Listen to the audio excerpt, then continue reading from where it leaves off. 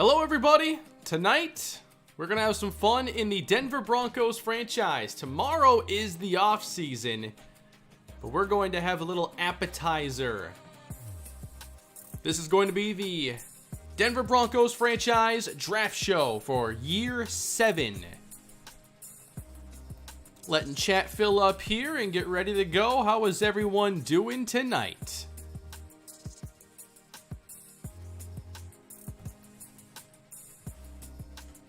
I see chat filling up a little bit. Good evening, everybody. Hope you're all doing well. Good to see you.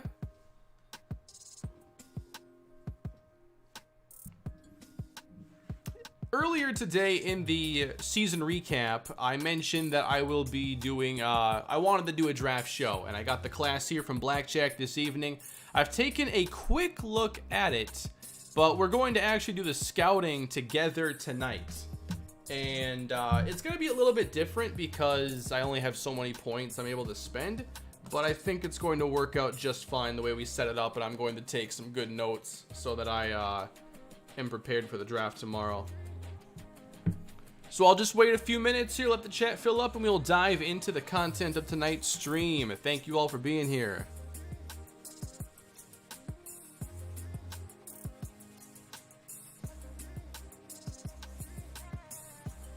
Just making a new page quick.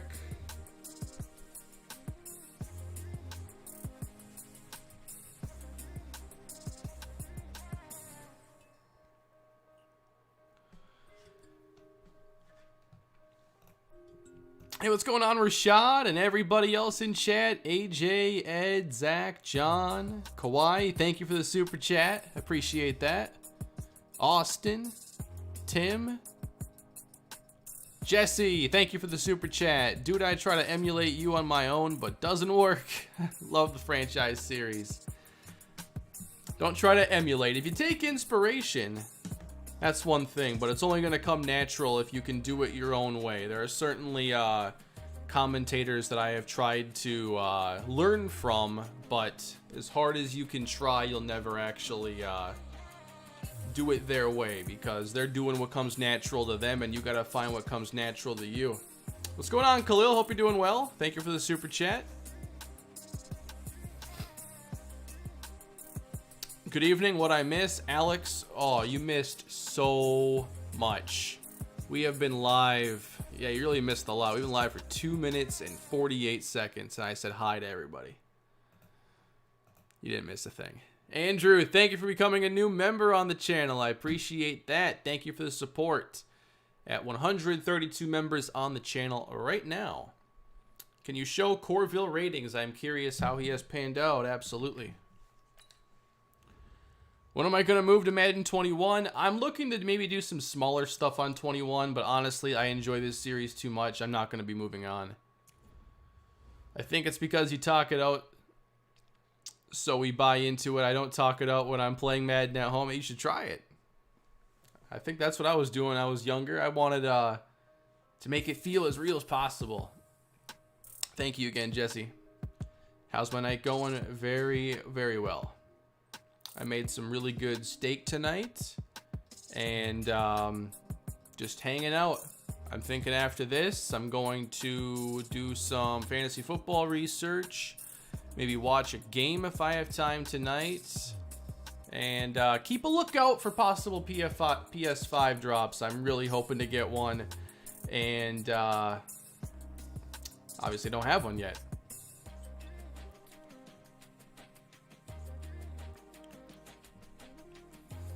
Your series is cool. I appreciate that. 2 Broncos vids in one day. Indeed.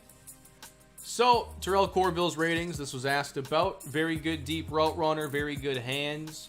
Not the best separator underneath, but also not terrible at it. But his obvious strengths are the release, the deep route running, the catching. Against press coverage, Corville is elite. And this was a career season for him, by the way. Actually, no. Previous year was 1,000 yards. This was only 984. I thought last year was lower, but nonetheless, still a very good season for him. Efficient. Touchdown career high. So I'm sure you don't pay attention to Jake Paul much, but what do you think of him saying he can beat Conor McGregor? I don't think he could beat Conor McGregor, but I do think that attempting to could be a profitable decision.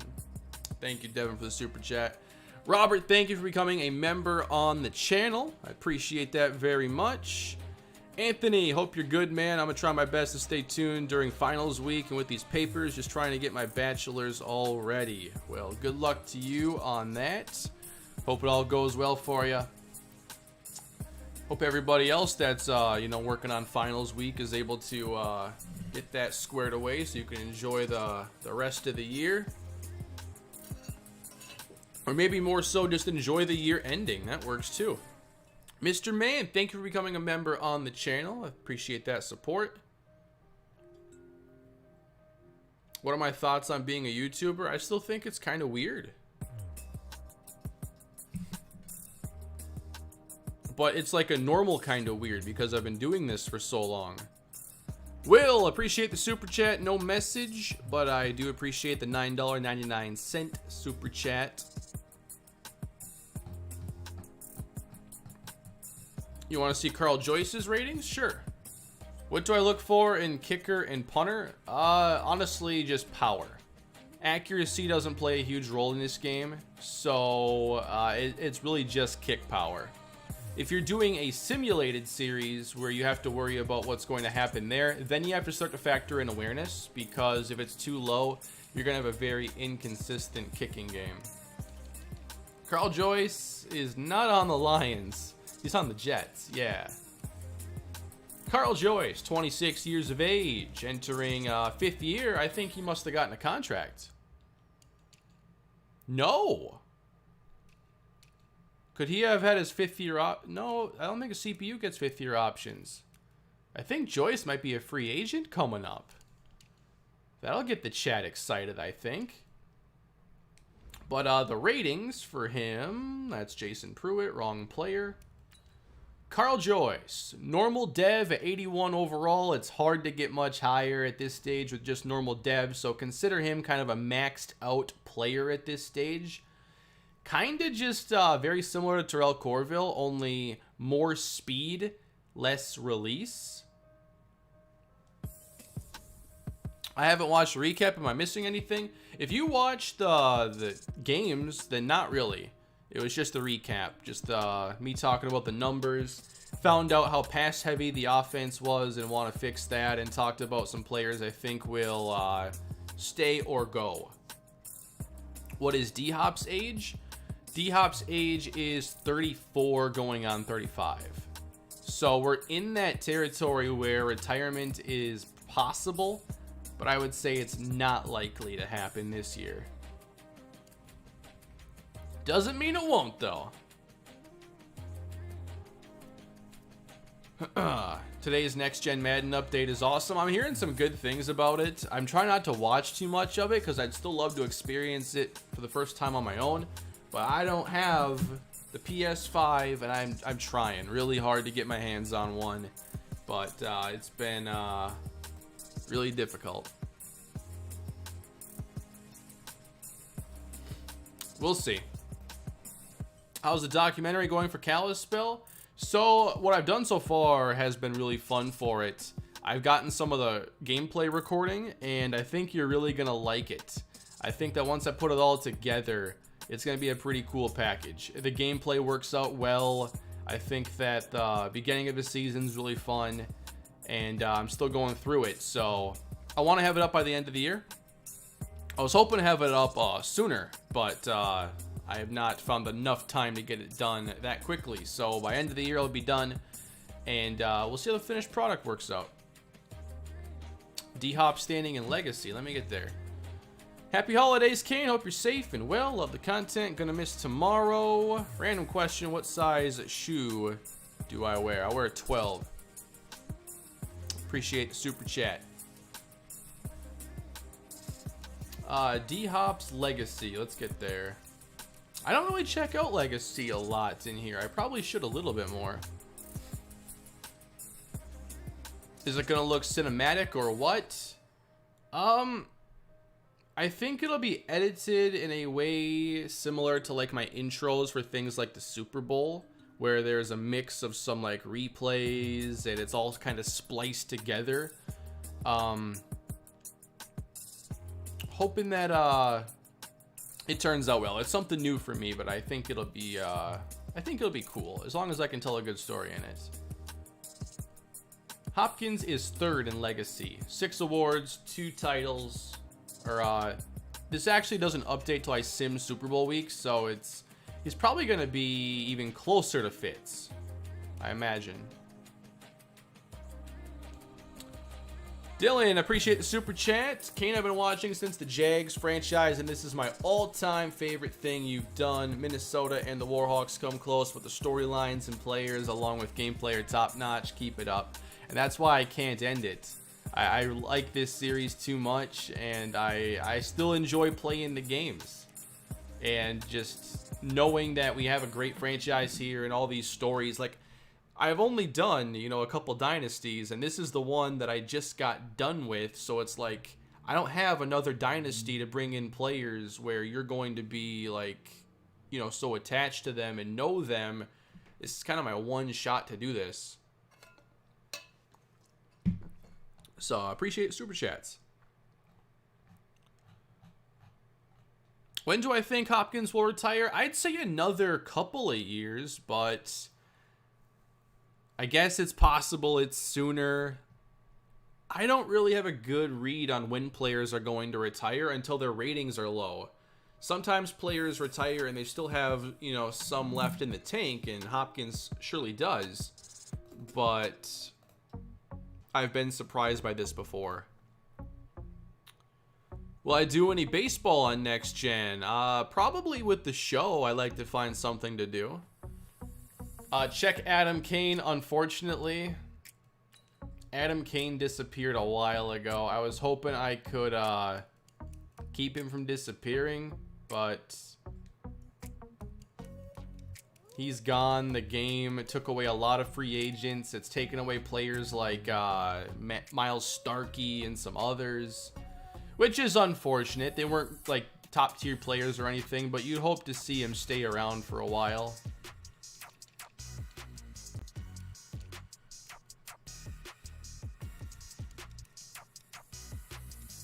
Yep, he's gone.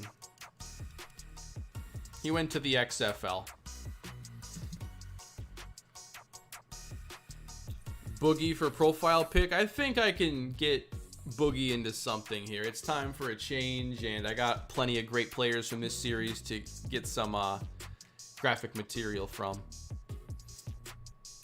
What is Reno Springs up to? Last I checked, he was RB2 for San Francisco and on the trade block.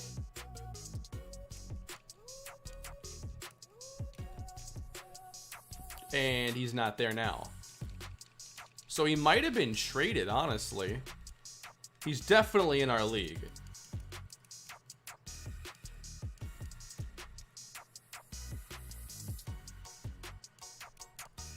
Am I missing something here?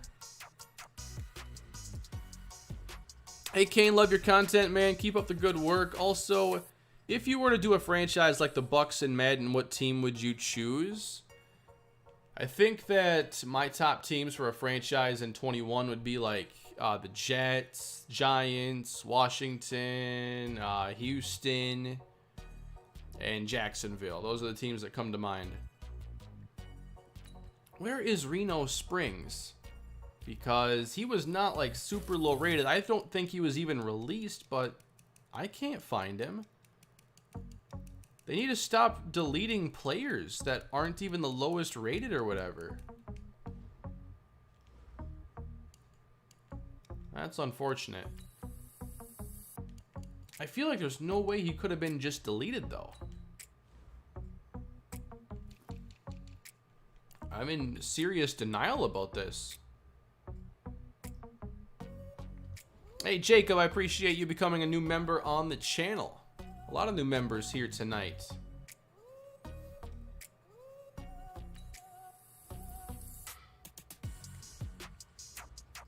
Thoughts on who will win the NFC East? I mean, it honestly could be any of those teams. I kind of want to see Washington win because I think they have the best chance to be competitive in the playoffs. With a defense and a running game and a home playoff game, you can do some damage with that. It's been done before. So I think they are the best team there, but that doesn't mean a thing this year. It really means nothing.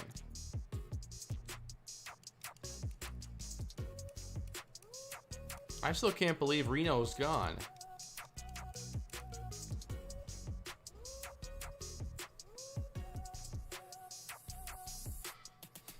Yeah, Bill O'Brien is still coach of the Texans in this series. I don't think San Francisco has a very good chance. Obviously, in that division, you get to have all those head-to-heads against those great teams. I just don't think that...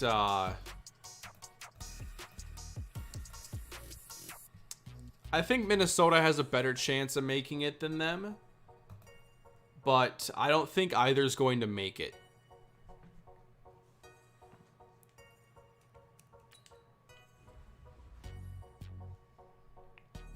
A new draft class has been imported, indeed.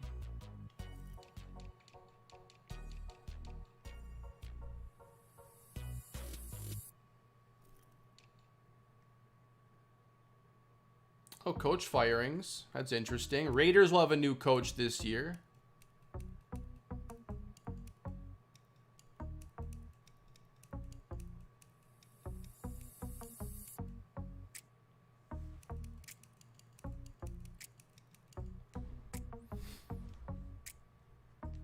I may do a Madden 21 rebuild, but I'm probably going to wait until I can play next gen, see what I think, and then maybe I will do something. And I'm not afraid to start that series, you know, late in the year or whatever.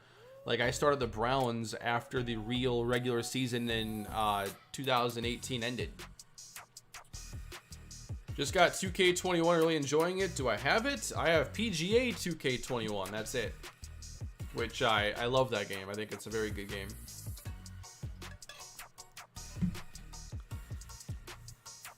All right. I think we should get on with the draft show, everybody. So this is going to be a little bit different because obviously I didn't have Blackjack's class until today. Therefore, I could not scout from it. And because the game likes to delete points every week, which I think they should stop doing that. And just, if you want to wait till the end, let people. I don't like... always losing half of your scouting points. I think you should scout throughout the year, but I think you should give people the option there. But so what we're going to do is we're going to pretend like we have, you know, all the scouting points for the year. We're going to spend these points. We're going to back out. We're going to go back in and use them all over again. And I'm going to be taking notes on players I like and I'm targeting. And then at the end, we will scout all those key players and have them on the board. I'll keep track of stuff so I know players even if we lose their scouting data. So it's a way to get Blackjack's class in and to have a fun off season once more.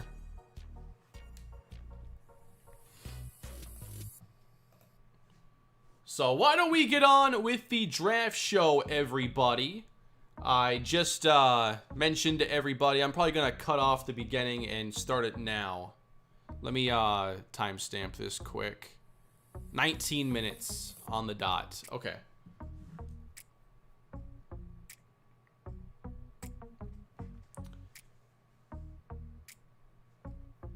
Is that an ironing board? That's a TV tray. You put your TV on there. All right, everybody, why don't we begin the draft show for year 7 here in the Denver Broncos franchise? I just got Blackjack's draft class a couple of hours ago, and I'm really thankful that he was interested in doing another class because we missed it last year. His work is incredible, and it's made this series very special. Without Blackjack's draft classes, this series just wouldn't be what it is. So big thank you to Blackjack and big thank you to Matt 10 for the slider help. Having the help of those two has made this what I believe is the best franchise I have ever done. I couldn't have done it without them. But we're going to get into the scouting now. And I am going to do this a bit differently because I couldn't start scouting the players until now in the Super Bowl week. So I'm going to be going through various positions, scouting players, taking note of who I like, backing out, re-rolling, and doing it all over again for different players so I can have a good grasp on this class. And then we'll go forward with our plan for the draft, which will be tomorrow, 2 o'clock p.m. Central Time. It will be live here on youtube.com/MrHurriicane. Subscribe if you haven't. Hit the notification bell if you actually like getting notifications. To be honest, I don't. I probably wouldn't even ring my own notification bell. But if you like notifications, specifically mine, you can opt into those. Just want to take a brief time to talk about the roster that we have at this point. A now 2-time Super Bowl winning roster that honestly doesn't have a lot of holes, but there's always going to be something to do. We have an offense that I think needs more work than the defense. Now, the one thing that could change everything for the offseason is going to be if DeAndre Hopkins decides to retire. That is kind of the major unknown. After 14 great seasons, 2 rings, does Hop call it a career? Over 1,000 catches, nearly 15,000 career yards, and he's been instrumental on our Super Bowl run. But he is getting older, and you just never know at this stage. After regression hits, sometimes players retire and they still have some years they could play, and sometimes they play until they're not good any longer. You just don't know. So that is kind of going to be the first thing we check tomorrow, because if Hopkins retires, obviously receiver is going to be a topic. Considering we have some depth, though, I'm not sure we would be drafting anybody super high. Tyrone Houston, Colt Sully, Vashawn Wright. I mean, that's very good depth. However, Wright was the only one that was very impressive this season. Houston and Sully, I think, really need to step it up this coming year. We'll look at the offensive line for some help. I think that Cameron Vaughn is going to be a starter next year. He'll step in for Simon Robbins, who's about to leave in free agency. Lindsey Muldrow is a free agent. I hope to re-sign him. But I will be looking at guard options to upgrade over Brian Johnson, who was our most penalized player this year, seeming to get a holding call every single game. Oh, on the running back front, it depends if we can keep Donovan Jennings. If it's reasonable, fits within the cap and makes sense, I'd love to keep him. But he might be looking for a big deal in free agency, and it's hard to say. When players get to about 80 overall, their demands go up. He's a 79, so he might be under that threshold to where he's asking for like $4 million a year, and that might be more doable. For the defense now, we have 2 players set to be free agents, Christian Baxter and Darnell Savage. I have plans if they go. I think Tommy Jordan could play safety, but you can bet that I would draft a safety if Savage does not return and I can't find a free agent I like. Christian Baxter's probably going to go. One thing we have to plan for is like Boogie's getting paid next year and Jamari a little bit after. So we need to make sure that we don't get ourselves into a bind where we can't afford these players. And that means that maybe we play a little bit with players like Kobe Gold, even if we have some cap space, because we have to future-proof the roster and make long-term decisions. So Jordan and Gold could be beneficiaries of more playing time. Stephon Charles set to become a free agent. I do not think I'll bring him back. I would like to see Smithson and Johnson rotate next year while Redgrave handles all the run responsibilities. And then I don't think I'll trade Bradley Chubb. I don't think I saw enough from Deacon. I don't think I played him a ton, but he did not do a lot with the snaps he did get. That's 264 downs. That's something. That's 20% of our downs, at least 25 maybe. And all he registered is 3 tackles. That would be like a 28 probably on PFF to have such a low impact on that many snaps. I don't even care if that was special teams. You got to get some special teams tackles if you're out there. Somebody else is getting them. Why not you? So Jazir Deacon, not a good first year. Moving to Will linebacker? Possibly. I mean, I'm down for a big preseason experiment there between like Tuilapupu, or Toa. Not Tua. Toa. Kobe Gold, maybe Deacon. All depends if he has all the skills I look for there. XP sliders were boosted very heavily in this last season, so I don't know that I will be making any changes immediately. I've been raising them quite a bit. They are here. Very much boosted.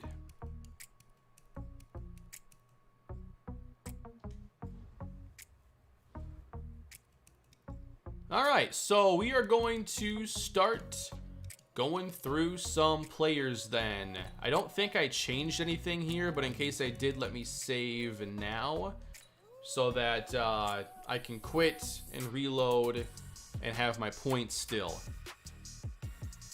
I don't mess with auto subs on natural. They just are very unreliable. I do all my substitutions manually. Why boost XP? Players weren't getting enough XP. There weren't enough high-rated players. There weren't enough high-rated free agents. And it was very easy for teams to structure cap space around a bunch of 80 overall players.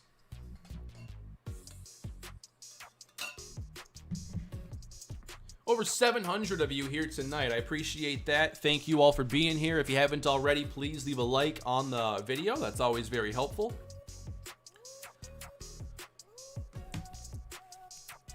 So let's dive in, everybody. Here are the top players in this year's draft class, courtesy of Blackjack. Delivered this class to me just a couple hours ago. It is fresh. Number 1 player from South Carolina, the tackle, James Church. 6'5", 305 pounds, 21 years old. What we're going to do to start out here is we're going to scout the top players. Then we'll start going by positions. James Church appears to be a can't-miss tackle prospect. He is 21 years old. Very good in the running game. Got questions about the passing game there. I wish we could do a little bit more, but this is, of course, the depth that Madden has in scouting. Not very deep at all. Oh, by the way, I got to catch up on a couple super chats quick. Thank you for all those tonight, everybody. I appreciate that.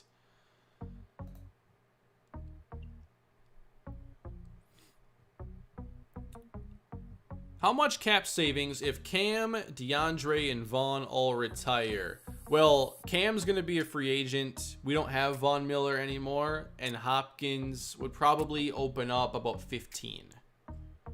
So that'd be enough to replace him. Hey, Kane, love your channel. Always put it on in the background when I'm playing NCAA 14. Wanted to know what's the plan after the Broncos. I haven't gotten that far, but thank you for the super chat. All right, James Church, very, very promising. But how about at quarterback now?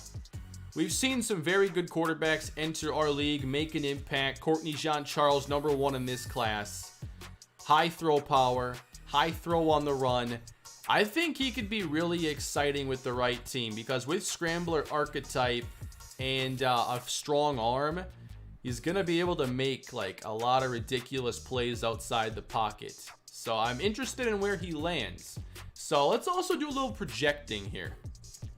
First of all, here will be your draft order unless there have been some traded picks. And I don't think there have been too many. So the Raiders pick number 1 and they do not need a quarterback. So perhaps they go James Church. The Bears, Cardinals, and Vikings follow. Could Courtney Jean-Charles go to the Bears, replacing Drew Lock? Do they move on from him? Who do the Cardinals? They would still have Kyler Murray here. Brandon Warren on the Vikings. It's hard to say, but I think the Giants could be the favorites to land Courtney Jean-Charles, considering their best quarterback is going to be Jason Murray. It just depends on if they view quarterback as a need.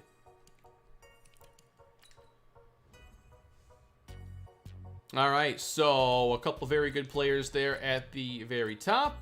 Alan Argento, the left end from Texas Tech. Very good size here at 6'5", 272. Only 20 years old with very high finesse moves.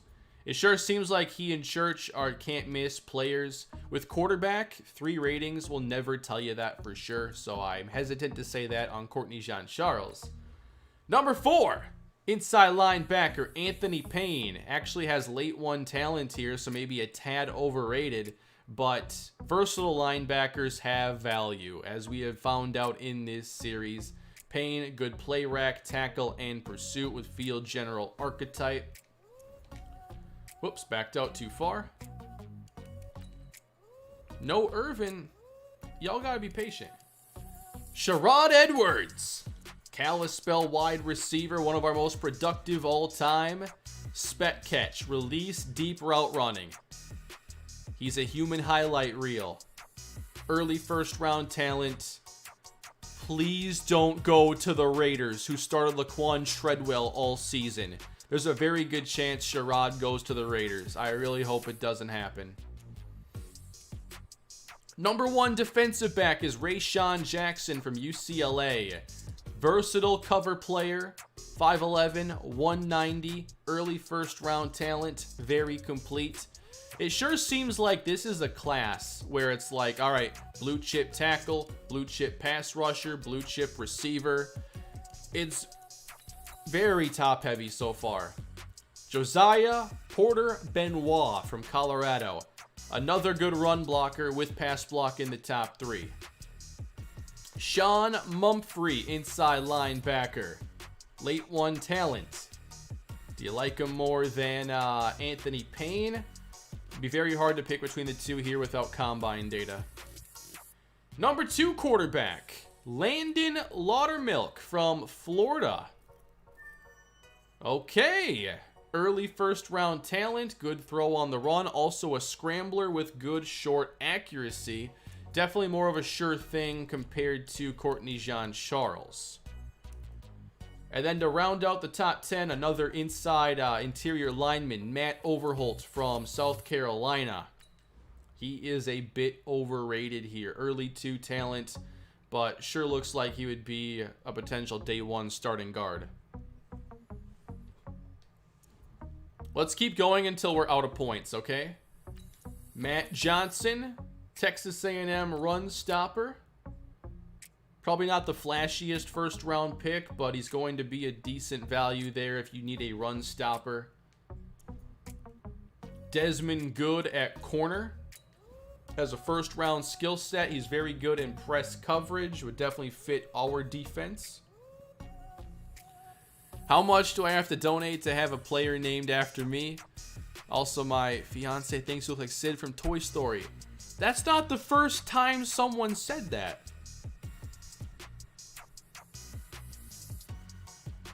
You're literally the second person. Also, there is no price on a spot in Blackjack's class. I guess every man has his price, but we haven't found it yet. I appreciate the super chat, though.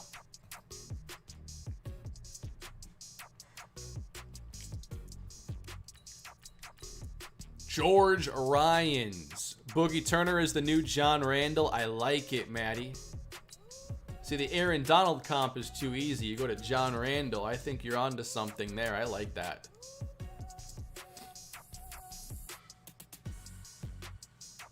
I am not selling spots in the draft classes, though, because it would automatically leave people out.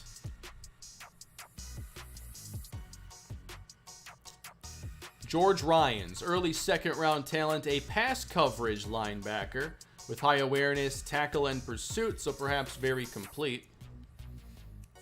Clifford Burke, I don't have the points, so I guess we're not getting there. But you look at the top 13, and honestly, It is an extremely strong top 10. A very good year to pick high in the draft. I think that seeing this, we'd have to be very interested in moving up if somebody fell here into the teens. Somebody like Desmond Good.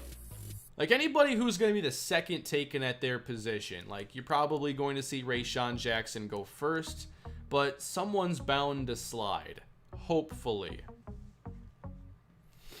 So Desmond Good, very good. Obviously, anybody here would be a great addition, but they're just very out of reach for us picking at 32. Let's back out now and start to go position by position.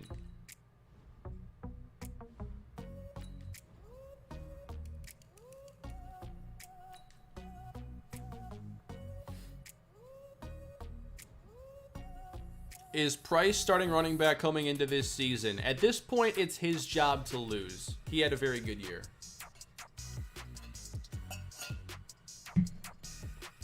All right, let's start at quarterback.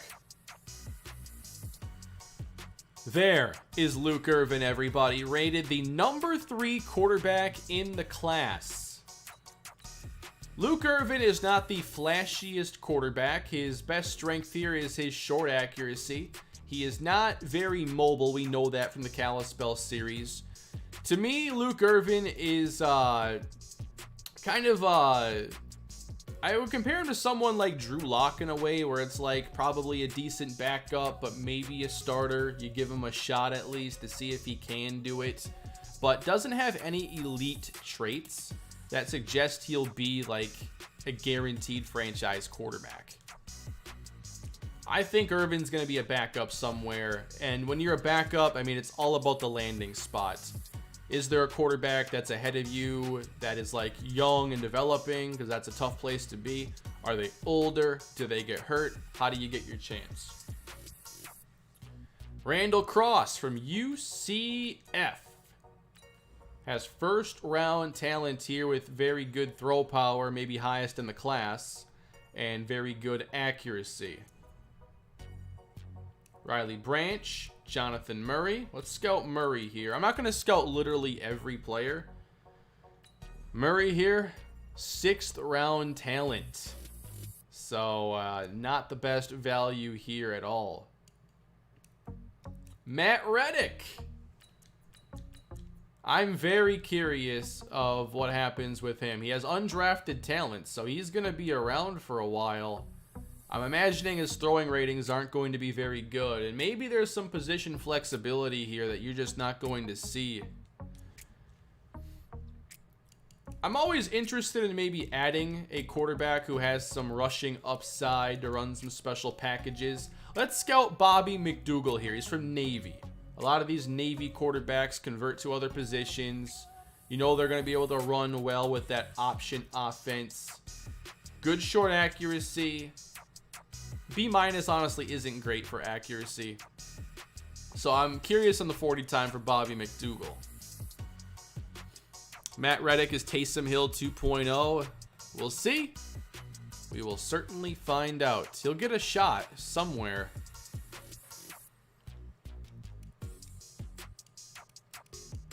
With that being said, then let's back out and move on to running back.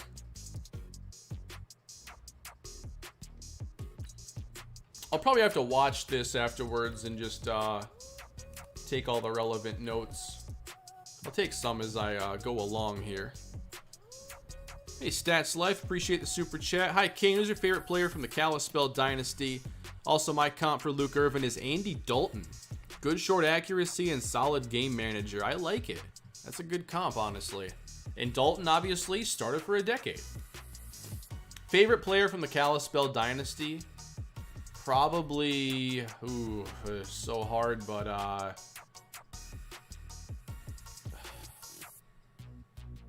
it's either Boogie or Hayden Jean-Charles. I had a great time with Hayden. Best tight end I ever got to play with, really. Taylor and Palmer remind me of Reggie White and Jerome Brown. Like it, David. Thank you for the super chat. I am a Vikings fan. Jay says, go Pack Go. Sorry, are you a Vikings fan? You're allowed to be a Packer fan in chat. I ain't gonna ban you. Let's go to running backs. Jason Brothers was the Heisman Trophy winner, and he does have first-round talent, early first-round talent. That A, ball carrier vision is very good for a CPU-controlled running back, and I doubt I'll be having Jason Brothers. Maybe we'll have a chance to play against him. Dom Pollard Jr. is number 1. Another good running back. He's rated a bit below Jason Brothers. Wes Schmidt. So if we move on from Donovan Jennings, we're looking at needing some power. Wes Schmidt. Very overrated here. High vision, trucking, and break tackle, but I imagine his athleticism is going to be very bad. How about Brian Watts from Army? I had to make sure he got into this class. I can't wait to see what Blackjack did with him.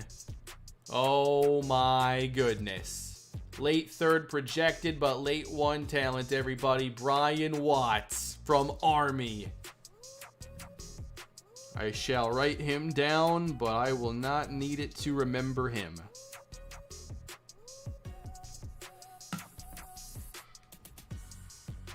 Oh boy. Look who's here at 6'1", 222. Let's not forget about Jim Jackson. Honestly, if we lost Donovan Jennings, Jackson would not be the worst replacement for him. He would not be as dynamic, that is for sure. But he's obviously very unique. Donovan Jennings is a pretty special talent.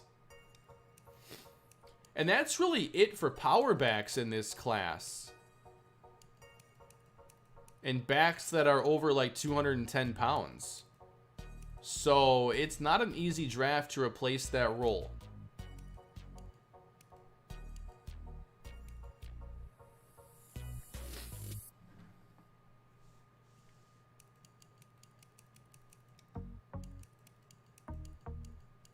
Might be a couple here in undrafted free agency to take a look at, but it might be a great running back class, but not necessarily for what we're looking for. I want to scout maybe a couple more. Go with Daniel Zachary. Vision, carrying, and juke. He's a receiving back from Utah.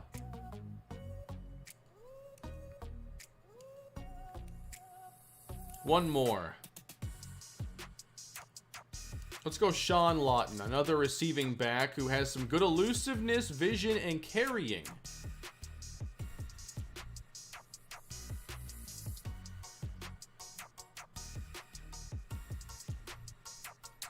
Bailey, I appreciate the super chat. I'll just donate this much and say that you're the best Madden player on the platform. And I absolutely love your stuff. Also, should Derrick Henry win MVP?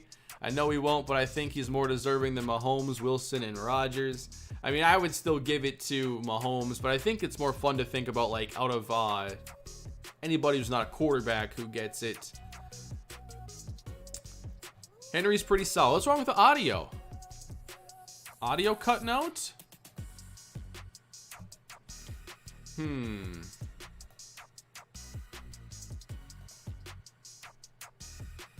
We dropped 100 frames. Is it stabilizing? All right. In case you didn't hear that, Bailey, I appreciate the $50 super chat.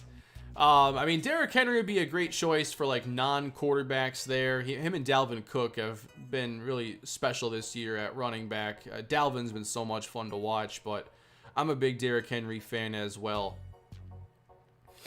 I'd love to see Tennessee make another run at it this year. I just like the structure of their team. I think it's been fun to watch them the last couple of years.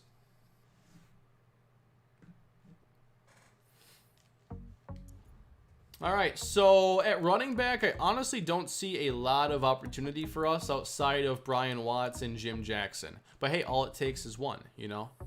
I like both of them. And thankfully, when it comes to Jim Jackson, I have a rough idea of what his skills will be like. But I give Blackjack freedom there. When is the Broncos off season? Tomorrow, Saturday, December 5th at 2 o'clock p.m. Central Time. Be here, youtube.com/MrHurriicane. Bring snacks, a friend, and have a good time.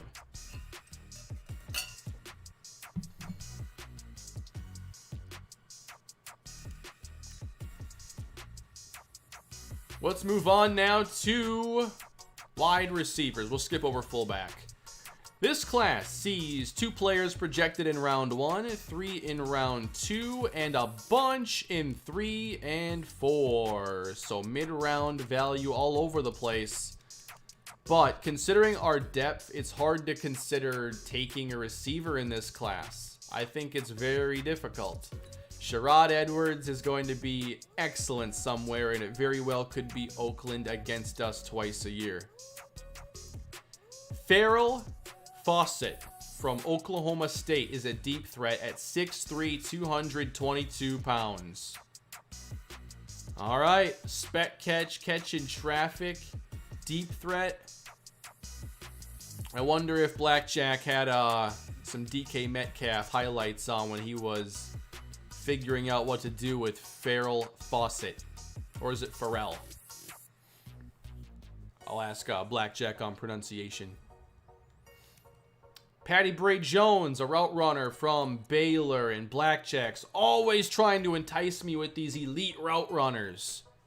He's tried over and over again. I have interest. Barry Winters, another route runner. A lot of them here. Blackjack's just trying to get me to take one. Barry Winters. I like that.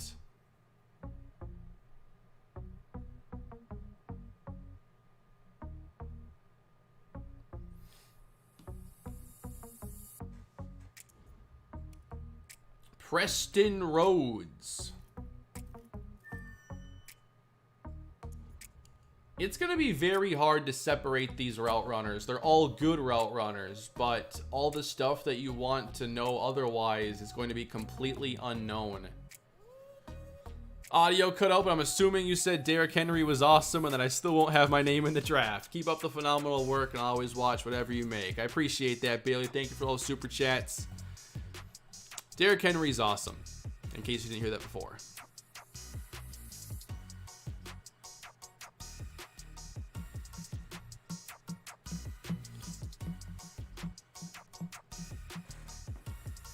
So we have an idea that there's, great route runners in the class. So why don't we look for other archetypes here, like Jermaine Riddle from Yale. 6'1", 232, good release, spec catch, and catching. So that's a skill set you can work with. Very physical. 232 pounds is pretty heavy for a receiver too. So you like to see maybe some run after the catch ability in his game. How about... Hey Noah, I appreciate the super chat. Do I have a PS5? No, I don't. Am I out of sync? Let me see if that fixes it. I dropped a small amount of frames earlier.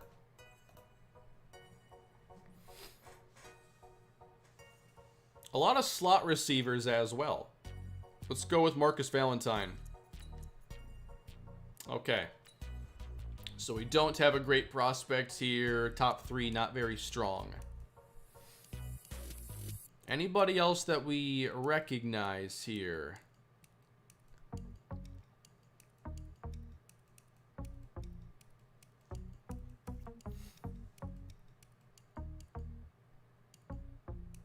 I didn't recognize any other names there. Darius Samuels. I was watching the San Francisco Ram game from the weekend, and Deebo Samuel in that game. Oh man, he's so much fun to watch. Deebo Samuel. Every team could use someone like him. Dom Blades. There we go. That is a nice value wideout. if you want to get a deep threat that has some route running upside as well. Dom Blades.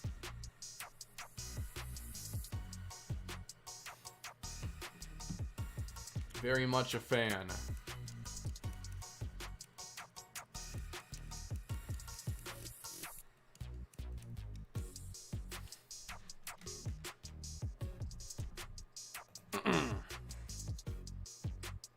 All right, receiver is done for now. Again, I'm just scouting like 5 to 10 players at these positions, trying to simulate what it would have been like if I had scouted the entire time this season, but I couldn't because I got the class literally today. Forgot this wasn't in my ear.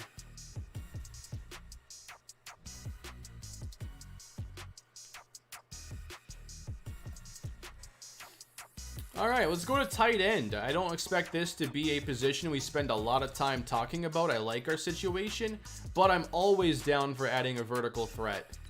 So Nick Bruce is the #1 player. Cliff Phillips is the #2. It's just not a strong tight end class. So I think that we're still going to be hoping to just find somebody here that can develop. Looks like it could be another year of Josh Oliver by the looks of things. Kinda rough.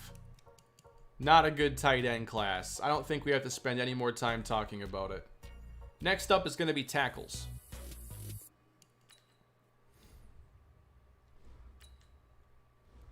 And I think if we have a chance to take a really good offensive lineman, we should not pass. Red is in this class, right? Just stay patient, Greg. All right, tight end. I'm just erasing that. Tackle. Obviously, the #1 player, James Church, is really good. Kerry Aldrich here is also a first-round caliber player. He has very good pass blocking and lead blocking, so maybe a balanced skill set there. Got to have a lot of interest here in Kerry Aldrich. How do you pronounce this name? This is one that gives me issues. Aldrich. Mason Sexton. Top 3 doesn't stand out. John Kendall from Pittsburgh. Okay.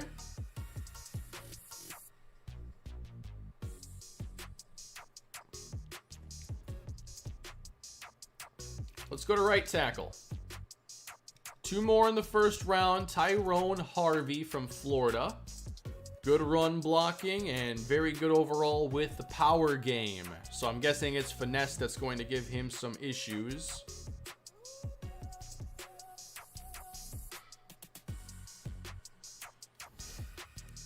And then Nick Lloyd from Ole Miss.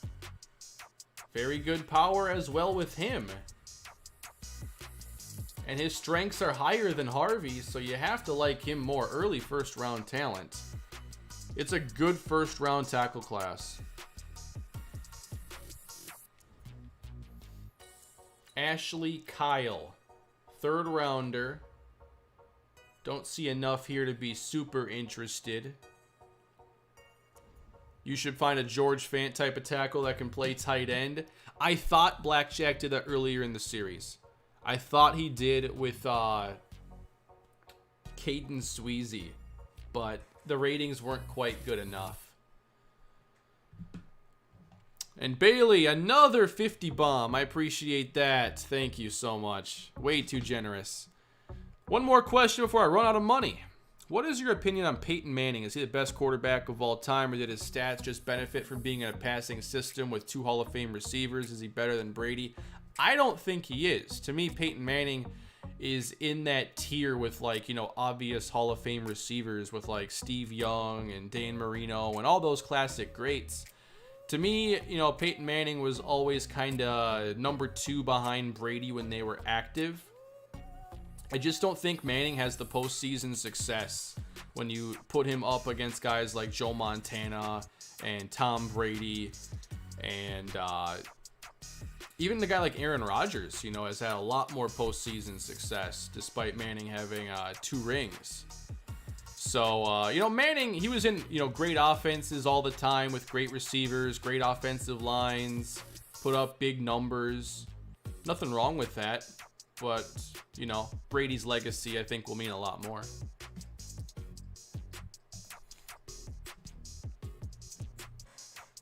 All right, so tackle looks really strong at the top, but there's not a lot in the middle there. So it's kind of, if you want a good tackle, go early. Let's check out guard, which is definitely going to be something we want to address. That is true that Manning never had like the great defense the way Brady did. Like Brady was on better teams for sure, but I'm not sure how you try to account for that. So when they both played for as long as they did, I think that you can just look at the resumes.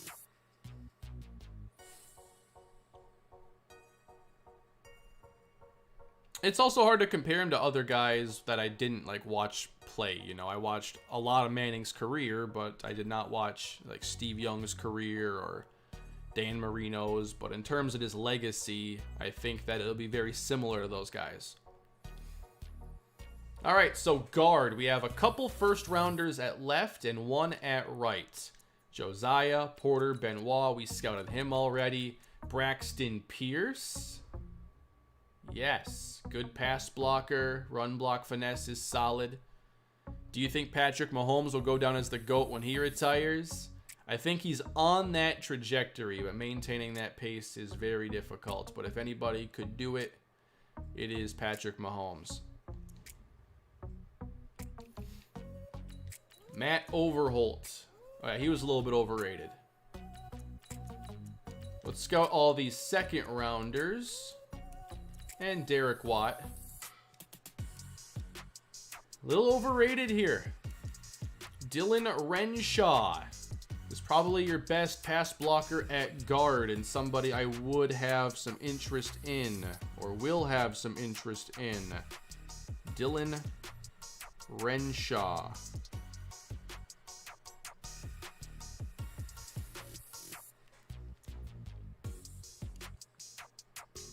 Brendan Edwards. The drop off there is just so quick. B plus to B to C plus, and he's 24 years old, so I think he's just kind of a backup lineman. Obviously, Braxton Pierce here in the first round. Awesome. If you can take a guard that early. In the second round, perhaps, Sam Algarotti. There's one I have never heard before. Sam Algarotti. Very good impact and lead blocker with pass block power. I like it. Long live the captain of the defense, Marcus Calhoun. Absolutely. I like that. That became a bit. Captain of the defense. Just thought I'd say hello and thanks for the great content. I appreciate that very much. Thank you for the £5. That's the pounds one, right?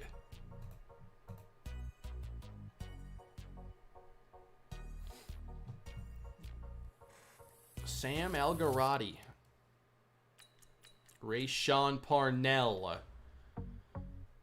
Late third round talent. It's B, B, B minus.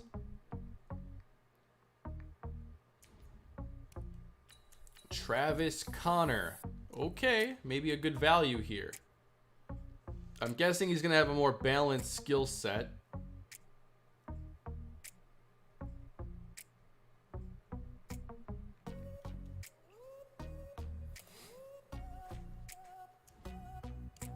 And Matt Claiborne, third rounder, and has greater strengths, so I would rate him higher based on what we know now, which isn't the total picture. Combine matters a lot at stuff like offensive line. Like low bench reps is something that I really don't like. And now let's get to center before we go to defense. What's more likely to happen? Steelers 16-0 or Jets 0-16? Ooh. That's a good question. Steelers schedule. They get Washington. That's kind of a tough game in a way. Bills, Bengals, Colts, Browns. 3 of these games are on the road. 2 are in prime time. I feel like the Jets are going to win a game. I also feel like the Steelers are going to lose a game. I would be more confident in the Jets going 0-16. Because no matter how good the team, like, remember how dominant the 2015 Panthers were, and then they got beat by the Falcons, that they were a much better team than? Like, every team has that wake-up call at the end. I've just seen it happen too many times.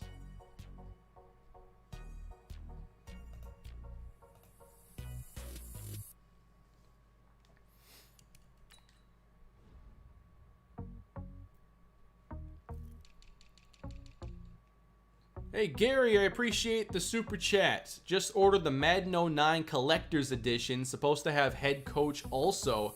Pumped to try a cupcake franchise and draft with scouting reports.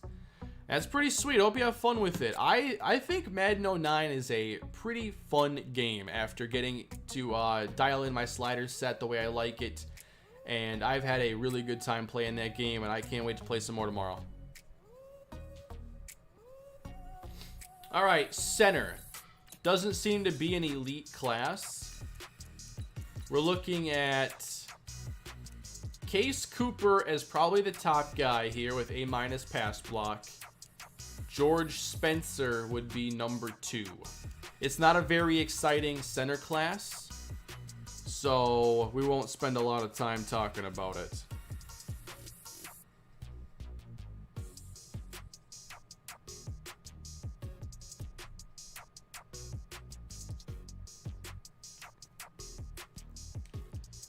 So that ends the offense. I think with the offense, you have a lot of really good first-round talent. I think that it's going to be fun to see where the quarterbacks go, as always. Looks like there's going to be maybe 3 potential starters here very early in their careers. Running back, we didn't get a full picture of, but at the very top, there seems to be a couple good options. And receiver has a lot of mid-round value by the looks of things. Hey Kane, big fan. Can you tell me your exact slider set? You always have good games.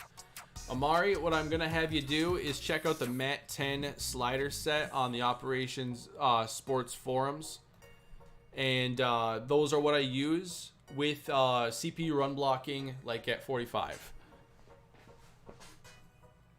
And keep in mind, there are some differences from main menu to franchise, and you should listen to those, but here's what the gameplay sliders look like. They're honestly not that wild. The big thing is the penalties, which you cannot ignore. And do not ignore having 10 injuries on the main menu and 45 in franchise. I don't know why it matters, but it does. It has a lot of impact over just syncing things up animation-wise, and you need it. Let's check out the defense now. Defensive ends are up first. We already scouted Alan Argento earlier. He is a really intriguing speed rusher at 272 pounds. Vincent Gomez. Nothing really stands out here, just B's across the board. And then Trey Walker. 4th round. Ooh. Maybe Blackjack thinks that Trey's a better college player than pro. Just a late 2 talent. I want to see what he did with his combine, because Walker should be a combine star, you would think.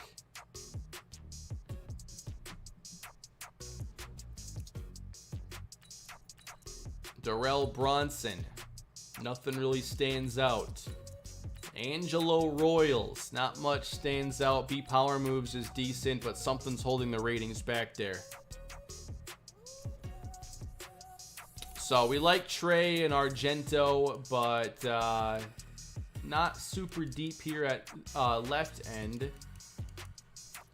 At right end, 2 first-round options, Denton Null and Tevin Bullitt.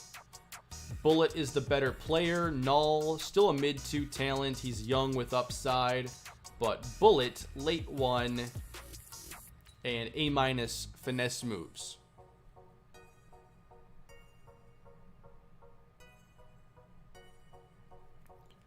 I cannot wait to go through this draft again. It's so much more fun with his classes to see where players go and how teams could change.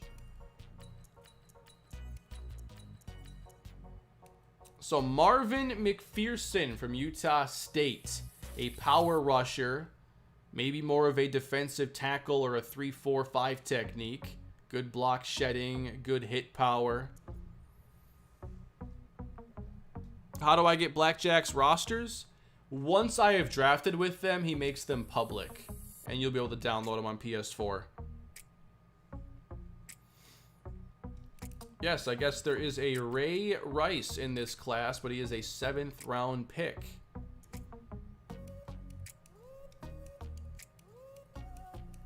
Seventh round prospect.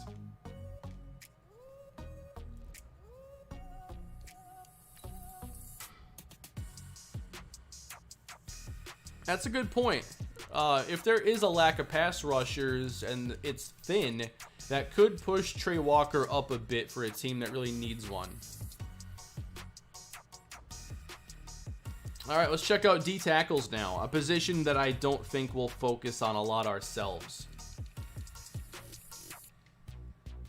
So 4 first-round options. So this class is like really strong at receiver, D tackle, quarterback. Not needs of ours. Clifford Burke, run stopper from San Diego State. Richard Jackson, more of a pass rusher, finesse rusher from Michigan State. Justin Bryan from Texas. Early 1 talent. He's the kind of player that, like, if somehow he's there when we pick, it's like you sprint to turn in the card. We'd be very lucky to add a player like him.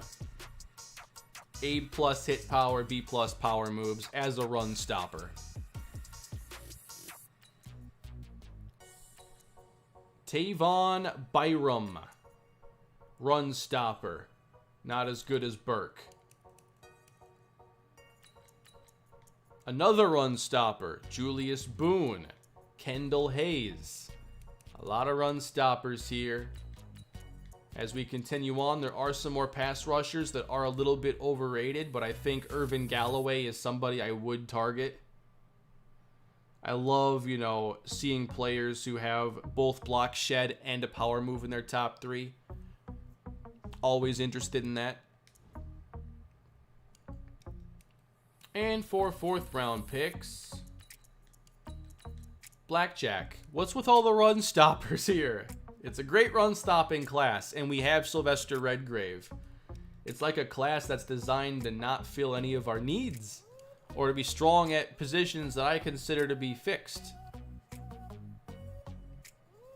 I am ready for the challenge.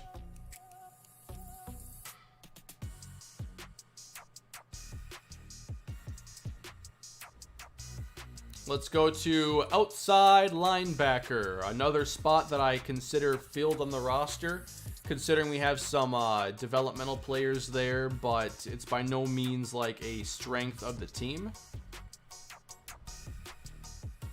Definitely interested in somebody late. If you were a defensive coordinator, which current defensive back would you want to build your team around? I think I would have to go with Marlon Humphrey. Yeah, you could go with him or Jalen Ramsey. I mean, those two would be at the top of my list. If I had to start with defensive back, I would go with corner over safety. They just have much more of an impact on the game.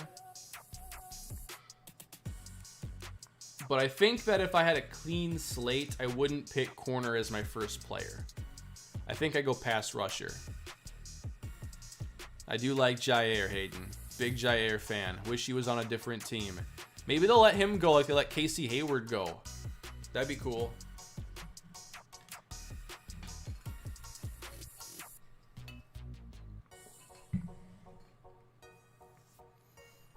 All right, everybody. Let's go to outside backers now. We have Matt Johnson, a run stopper. The top 3 is not going to wow you or anything, but I wonder if Blackjack, created Johnson here and he has like something else that's good that you just don't know. But hard to say. Dwight Duval, pass coverage linebacker, a bit overrated here. William Sears is a run stopper. Rocco Blanton from FAU is a speed rusher. I think that we could look for edge rush depth, considering I did not think Jazir Deacon was very good at all. So Blanton could be a mid-round value that provides some competition. Kazim Bradley is a run stopper. And Keyshawn Crutchfield from Lehigh University. B- finesse.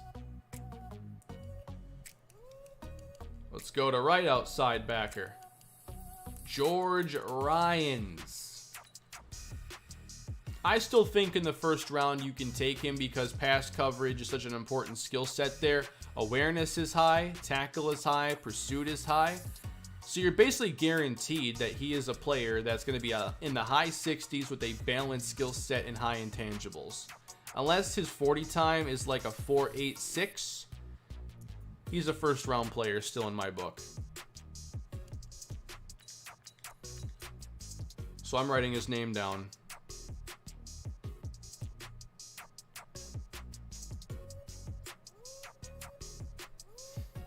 Frank Armstrong, he's actually a 5th round talent. Lance Mariani. Power rusher with the awareness tackle top. Okay. Julius Wiley, another edge rusher from Youngstown State.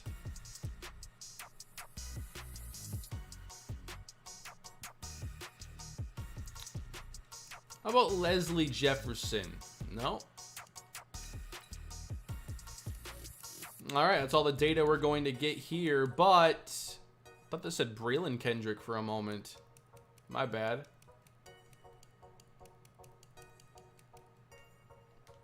All right, middle linebacker is up next. Didn't Deacon put up like 5 sacks in the preseason? What's so bad about him? No, the development is fine. I forget how he was in the preseason. I honestly can't remember. But we checked his stats. He played about 250 snaps and logged 3 tackles on the season. On an efficiency basis, he was one of the least effective players that played for us this season.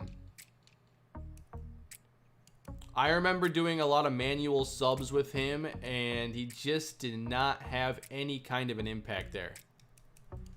I don't think any of our backup edge rushers did a very good job.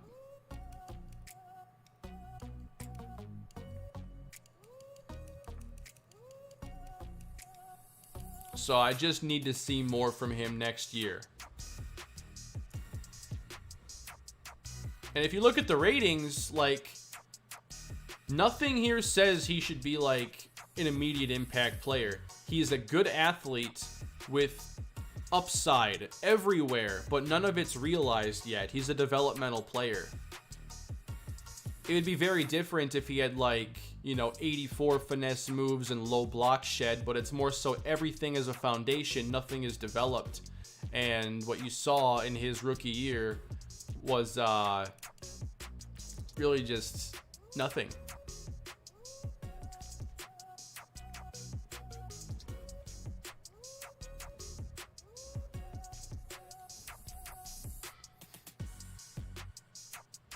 And yeah, maybe off-ball linebacker is a possible switch for him. I'm always open to position switches. All right, inside backer. Anthony Payne from Kalispell. Sean Mumphrey from USF. Another good run stopper. If you need a run stopper, this is the class. Marquise Cortez.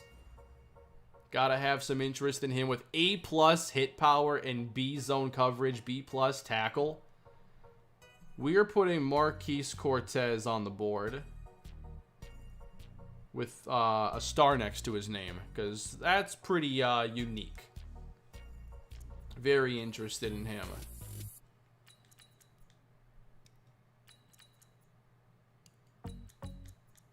Some of the run stoppers aren't all that impressive.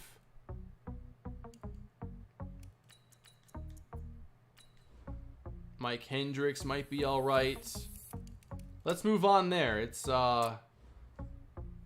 definitely a good draft at the top with a couple players.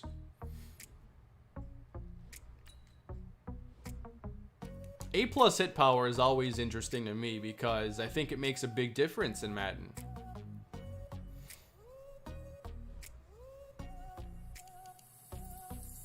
At the end of the day, I might feel good about some of these replacements on roster, but we have picks and I'm going to use them, so gotta bring in somebody, and I think somebody like Marquise Cortez could even turn into a first-round pick for us. Cornerback is very strong. It is not a position in need for us. Rayshawn Jackson, Desmond Good, very interesting players. Ross Mastorovich from Wyoming is a press corner with good zone coverage and awareness. Bailey, I appreciate another super chat. Last one, I swear my fiance just had a baby girl named Waverly Ann Smith, and I proposed this a few days ago. Hope you and your wife are doing well. How did you propose to her? There was no real like big moment really like that for us. We've been together for so long. It was like, I don't know. I think it's a different dynamic when you've been together for a really long time, because it's like after a while you're like, you already have conversations and you kind of know what's gonna happen. So MrHurriicane is not the romantic type who plans some extravagant proposal. But congrats to you. Best of luck to you too. Oh, don't worry about it, Bailey. If I didn't want to answer it, I wouldn't have answered it.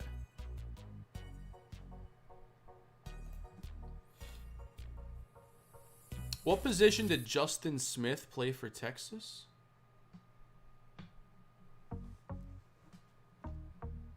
Are you talking about like the Justin Smith that played for San Francisco?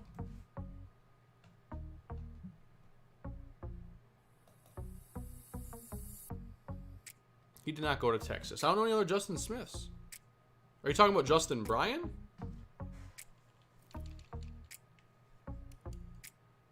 D-tackle? He was on, you can find him in those Texas games. He made plays.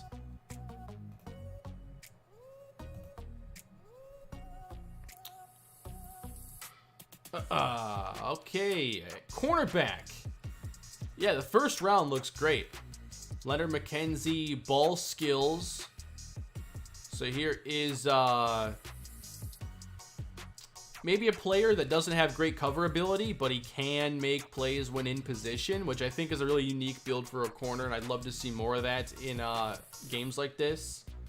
Awareness, play rec, and catching, but low coverage ratings. That's a unique build. I like that.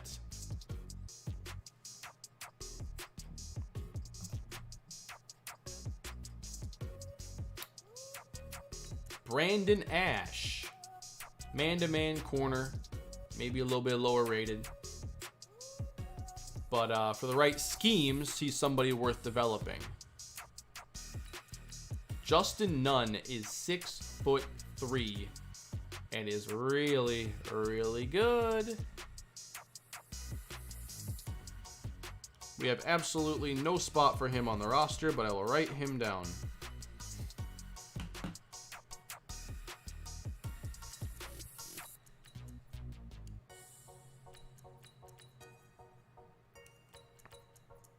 All right, Gerard Hutchins, a man-to-man corner. And I do like playing man coverage at times. I know this is not like a great game for playing man coverage, but if you can get players that can press, it works time to time. If you try to play off man in this game, you're going to get wrecked. But if you want to play press man, you have a shot. Where do I find music to use on YouTube? Batmac, I use the YouTube audio library for literally everything you hear. I don't want to have to deal with like whitelisting from different audio libraries and all that other stuff. I just go to the YouTube audio library. I find cool stuff that I like this. I can't believe I did that. I threw that pass. Songs like this.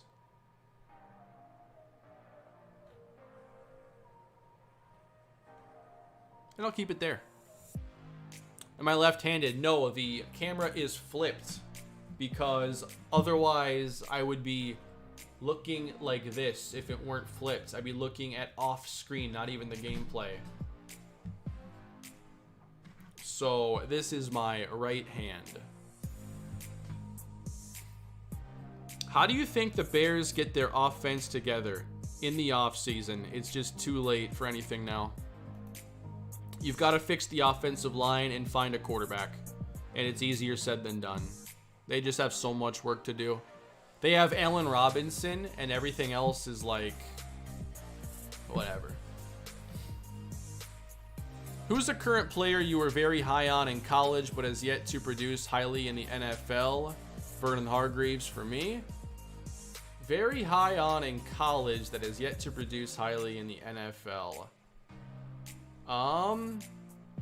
He's not really active right now. He might be on a roster somewhere, but I thought Kevin White was going to be really, really good from West Virginia, but injuries kind of derailed things for him.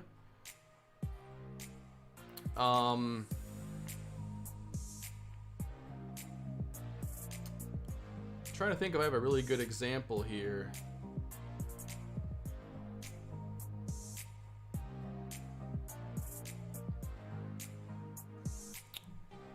I mean, Kevin White is one of them. I'm trying to think of something a little more recent. If I think of one, I will let you know. Jump ball, game on the line. Who brings it down? Kashim Verdon or Corin Haggerty? Ooh.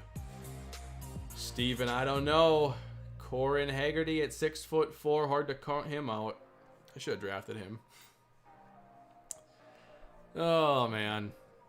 Good times. Colts Nation here. I was hoping you'd rebuild us, but I don't think we'll need one. Also, are you boycotting the recent Madden?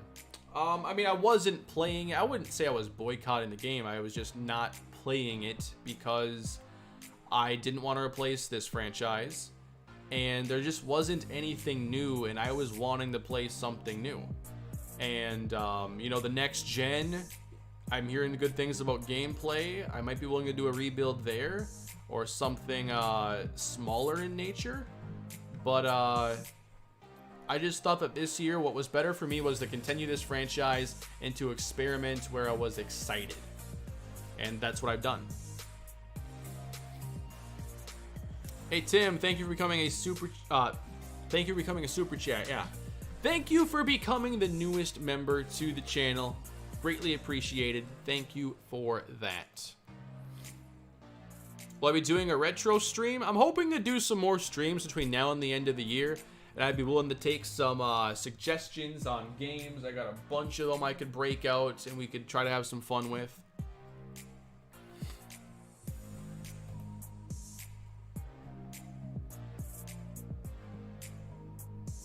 Hakeem Butler. I was really high on Hakeem Butler coming out of Iowa State, and I still want to believe. But I think he's on a different team now. I want to say he went to like the Panthers or something, their practice squad. Philly. Come on, he's got to get on the field. Play him over Alshon. Give him a shot at least. He is, like, if Hakeem Butler is good, he's young Alshon. Give him a shot. What do you got to lose at this point? Not Carson Wentz, confidence. I'm sure that's already shot. So just throw him out there. Oh, he's listed at tight end. What are they doing to him? No. He's not tight end. That's gross. He plays tight end now.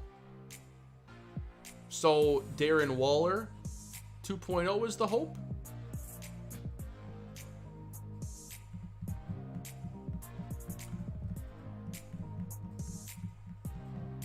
Why would you move him to tight end though? He's not playing over Richard Rodgers. It's done.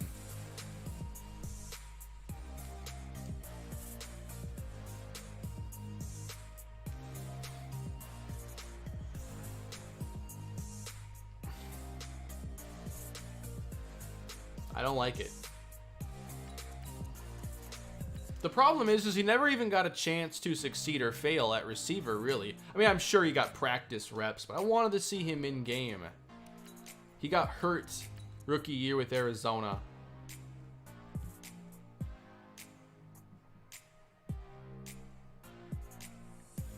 First, Will Fuller gets suspended for PEDs. Now, Akeem Butler's a tight end. It's a rough night.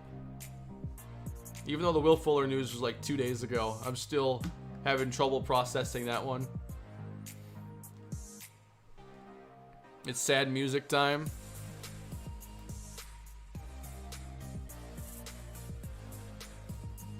And considering we're talking about the Eagles, it's very fitting to play our interception music. I like Jerry Jeudy a lot. I just don't think we're going to get to see him fully unleashed until next year, possibly.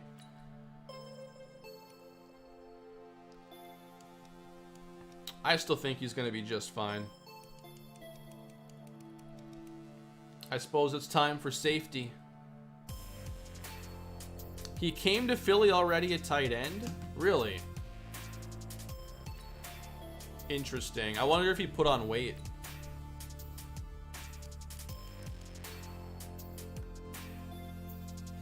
If he sees the field, though, I'll be there. Kane, thanks for your channel. Watching since 2012. Appreciate that, Ryan. Thank you for the super chat. I suppose it's time for safety. Starting with the strong safeties here. Kevin Clark from Yale. Lincoln Mullard from NC State. Just a couple of third rounders here at strong safety. Let me make the music a little less sad.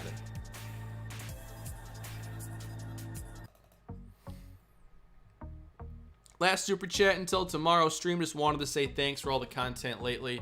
Also, shout out to Blackjack for his great draft classes. Indeed. Thank you, Stats Life, for the Canadian dollars. Appreciate that. Got a lot of different currencies tonight. I like it. All right, Kevin Clark is a hybrid safety. Awareness, pursuit, hit power.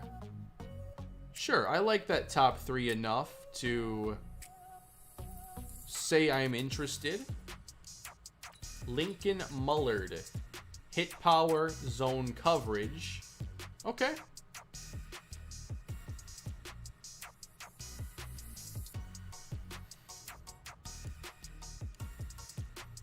Let's scout Denard Stark.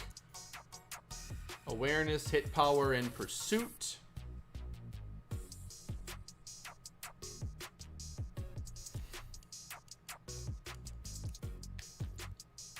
Thought the chat would be going a little more wild here over me skipping over the free safeties. Luther Callaway. First round option here from San Diego State. They must have had a pretty good defense this year. What do I think about Derek Carr? Decent starting quarterback. You know, not a top 10, top 12 kind of guy for me, but I think he has played well this year.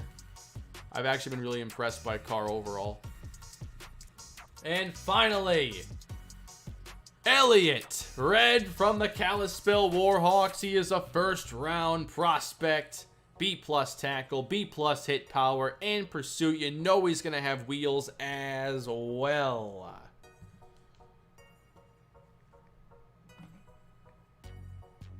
I don't think we have a very good chance of getting him, but he might be there when we pick.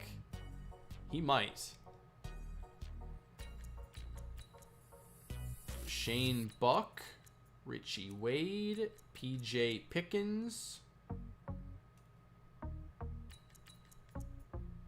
Cordell Hudson, a better value here later on. Awareness and hit power.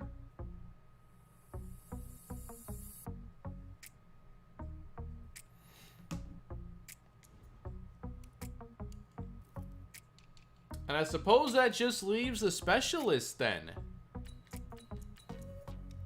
Is there a good kicker in this class? Possibly. Punter? We'll let that one be a mystery. So overall, I think we have a nice top-heavy draft class here. I think that where the areas this draft is deepest are areas where we are also pretty deep. Corner, wide receiver. Those are two spots that I think this class is great for that we aren't necessarily going to be targeting. Maybe that pushes players down the board that we do have some interest in. But overall, I think that we can definitely figure out something here in the first round. And one thing that we'll probably be considering is possibly somebody like Marquise Cortez as an outside linebacker, keeping in mind that Myles Jack is getting up there in age. Cortez would be great to have as a potential starter and replacement for Myles Jack. Warhawk, you were most hyped about and fell short. Maddie, I think Shannon Somerville would probably be that player, considering his freshman year was an absolute hit, and then it was just all downhill from there somehow.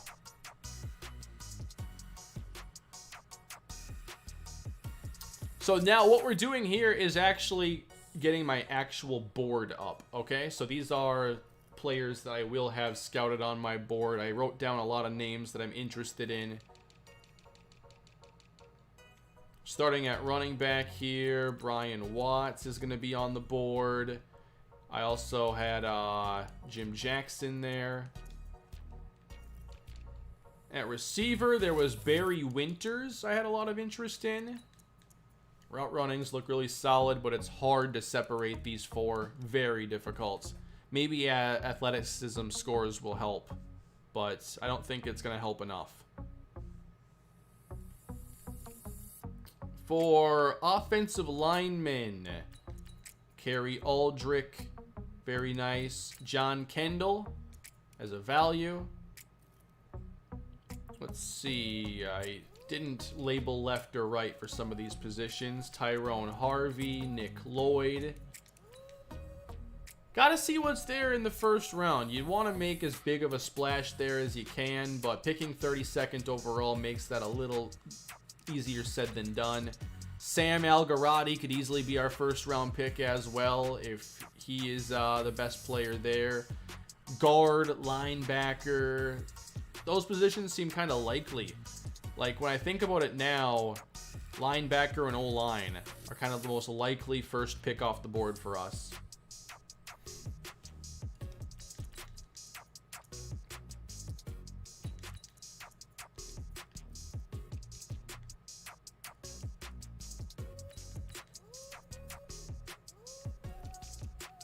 Couple players at center. Oh, I'm actually already almost out of points. So let me instead spend these on a player that I need to remember a bit more, that's a bit more of a need or something. Where's George Ryans? He's a first rounder. Julius Wiley. All right. So I will continue adding these players to my board tomorrow in the actual offseason. But this gives us an idea of the positions overall in this class. Hopefully this was a fun way to get to learn this draft class. It was obviously a unique way, and it had to be done this way. But I think it went pretty well. I can also put everybody else that I liked actually on the board, even if they're not drafted. So why don't I do that quick? What do you think? What are your takes so far on what we should do? Or what players you are interested in?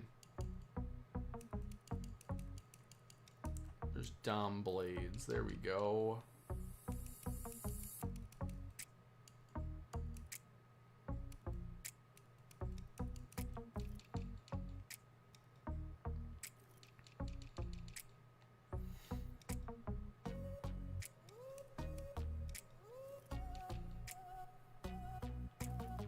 Got all of them.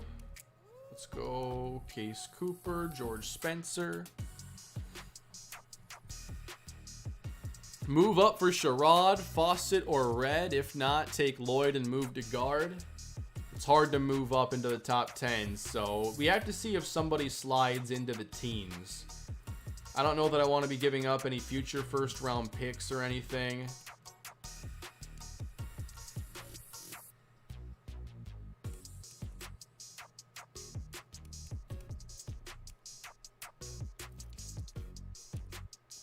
Red and Jamari would be deadly. It would be fun, Jamie. And I think it's going to be possible that Red is still there. I do have to consider trading up. I do have a pair of thirds and fourths, so I shouldn't be afraid to part ways with those picks. We've seen time and time again, if you wait around too much, you are not getting who you want. Go get your guys has to be your draft motto in this game.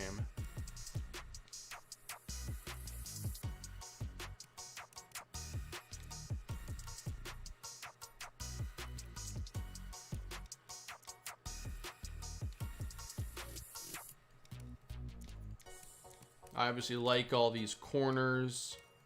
Ash was a little more overrated.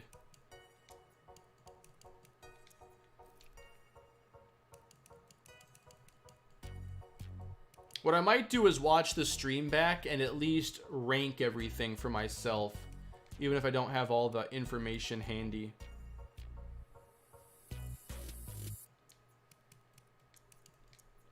All right, those are all the players that I had written down. So that draft board gives us 35 players so far. Obviously, not every like top 10 player is there because they're not realistic to take. But that gives us a pretty good idea of what we got to do.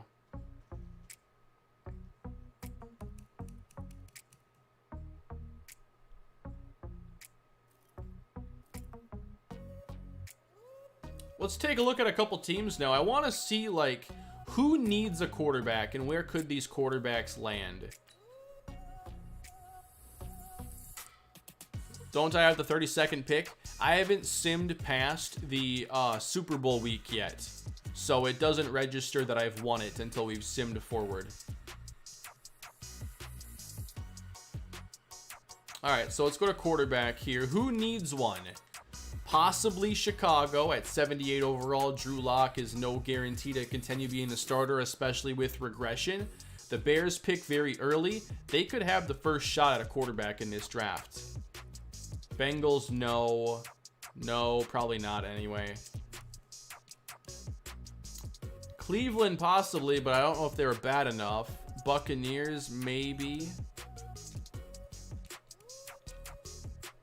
Cowboys with Dak getting up there in age, possibly.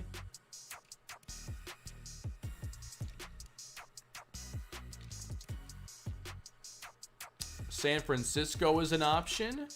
Giants. Maybe Detroit, possibly.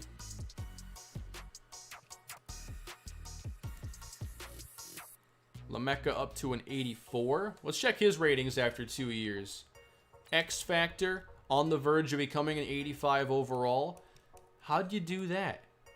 23-7, 23-7. This is within 3 points. This is within 380 yards. This is within 1. How'd you do this so consistently?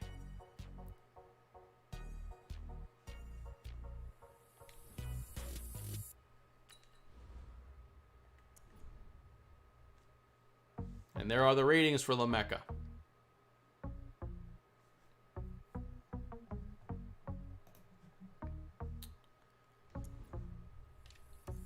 Patriots look set. Raiders are fine.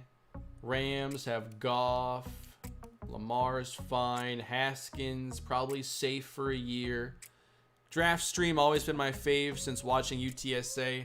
Any news on the future of NCAA 14 series? Not at the moment. I'm definitely keeping my options open there. I still love playing NCAA 14, but I have not decided my next move there.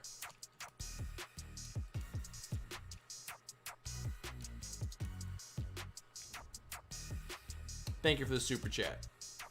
Kane, I just got free. What I miss? Also, champs. Indeed, Geo. Basically, I've gone through every position group already to look at the top players and the overall depth of the class. So, you kind of missed it all. Right now, we're just checking out what teams could be looking for quarterbacks. So, the Bears will have the number 2 pick. And they could start the draft for them by going quarterback. The Giants, possibly. Lions, possibly. But after them, I think there could be a chance for these quarterbacks to tumble a bit.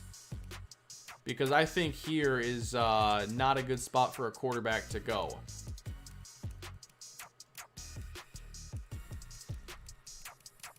So I'm very interested if they go early, because if they don't, they're going to slide. Seahawks could definitely go quarterback. Wilson is 37. That's a great point. We have to take a look at who's oldest, who's most likely to retire. Bears always looking for a quarterback. It's perpetual. Jay Cutler is their most accomplished quarterback in team history from a statistical standpoint. So Von Miller, oldest player in our league at 37. David DeCastro, Justin Tucker, Johnny Hecker, Andrew Luck. That could open things up if he and Wilson retire.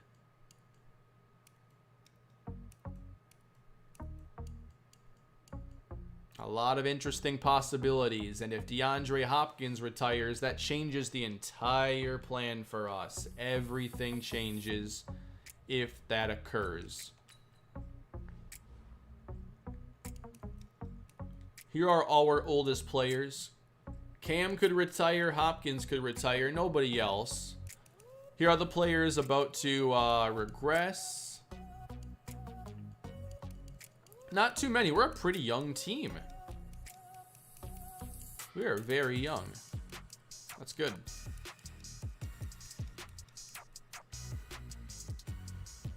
Will I make another MLB The Show franchise? It's possible. I miss playing the game.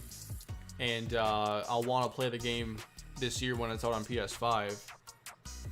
Yep, Gio, I have scheduled it for tomorrow at 2 o'clock p.m. Central Time.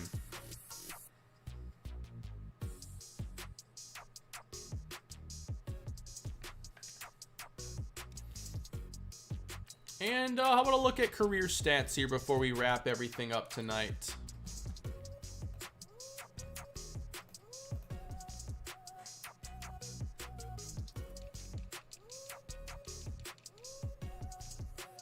Andrew Luck is the current active leader in passing yards with 53,000.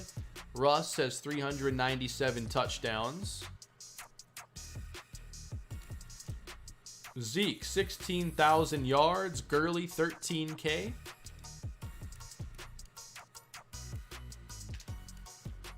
DeAndre Hopkins here in receiving, almost every single category. Tied for first here with Devontae Adams in touchdowns. You know what we should do is check out the top overalls at each position at this point too.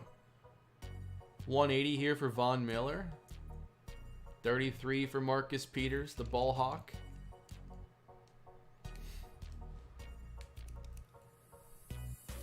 Yeah, let's go check out the top players by position right now, just to show you what the league is looking like as we enter year 8. So at quarterback, it's Patrick Mahomes, and then a big drop-off until Baker Mayfield and Lamar Jackson, Deshaun Watson, Jesse Heikkinen. Now, I have edited a lot of the XP sliders recently, and it'll take time for some of this to really kick in, but you can see where Raymond and Kessler are on the rise and are getting ready to become some of the highest-rated quarterbacks, along with Lamecca Warwick. At running back, mostly veterans. Charquez Towns is the highest rated player from this series, and that's pretty low at 85 overall.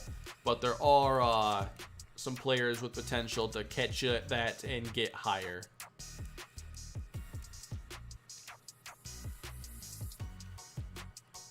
For wide receiver, Juju Smith-Schuster is the number 1.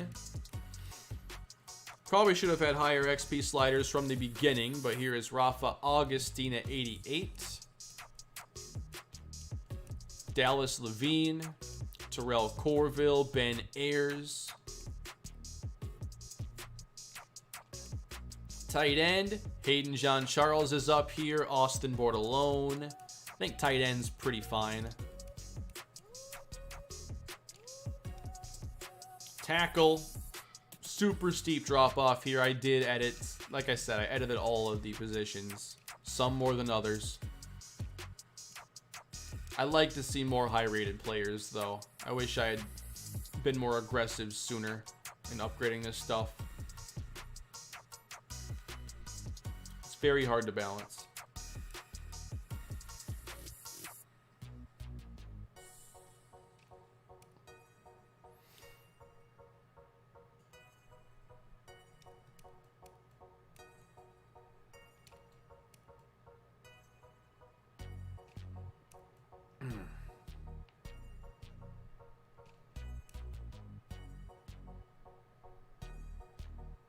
Right outside backer is very thin.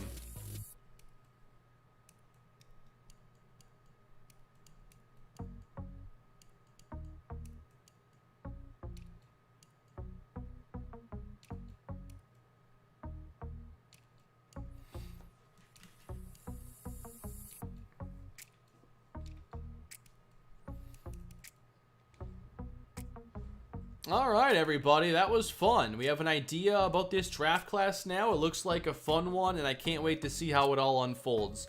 Our division rivals, the Raiders, pick number 1. They will get the fun started tomorrow, and I can't wait to see how they kick it off. I really hope they do not go with somebody like Sherrod Edwards. That would be kind of the worst case scenario. Could be James Church, but let's see what they need the most here. What is the top need for the Raiders? Let's try to predict what they're going to do.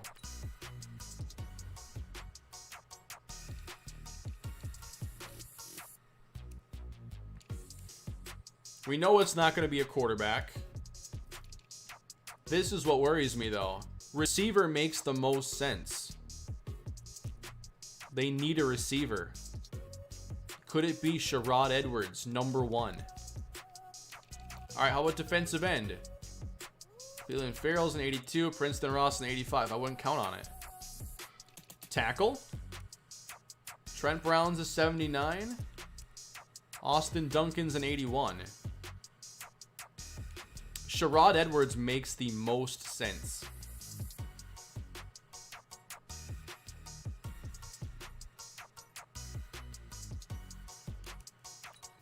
Imagine us having to defend Sherrod Edwards. I don't wanna. Maybe they signed Devontae Adams. Very possible. We can't forget about that possibility. But right now, I think they would be most likely to take Sherrod Edwards.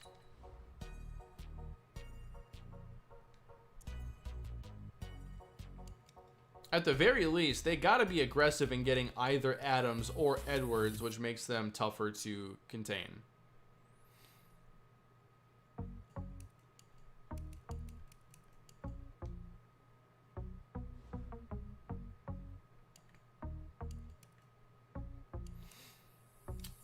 All right, everybody, that is going to do it for the stream tonight. I hope you had a good time. It was a very fun stream, and I hope you enjoyed the draft show. Oh, what if they grab both? Oh, man. I don't want to think about that reality. Thank you all for spending some time with me tonight. I hope you're ready for the off season tomorrow, 2 o'clock p.m. Central Time, right here, same place. And we will begin our journey towards year 8 with the Denver Broncos. Looking forward to it. Hope you are as well. Please leave a like and subscribe to the channel. Hit the bell for notifications if you like getting them. I understand if you don't. And I will see you all next time. Have a great weekend, everybody.